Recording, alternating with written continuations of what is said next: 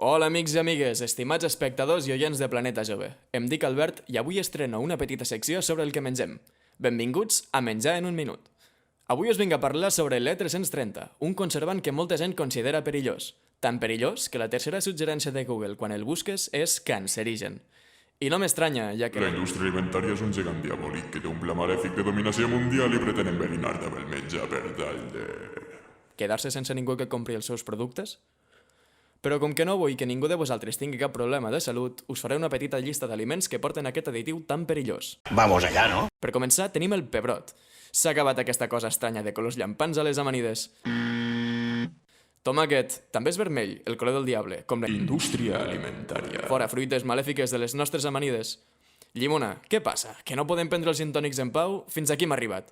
A part, no us sembla estrany que un additiu estigui tan present en fruites i verdures? Què s'amaga darrere d'aquest E330? Doncs no és res més que l'àcid cítric, res tan innocent com el que fa tan fresca la llimonada a l'estiu. I us explicaré un secret. En el suc de llimona hi ha més E330 que en molts aliments, per tant, podeu menjar de tot tranquil·lament. Abans d'acabar, si tens alguna pregunta o dubte sobre aliments, envia un missatge a l'Instagram de Planeta Jove. Les aniré responent amb vídeos com aquest. Apa, salut!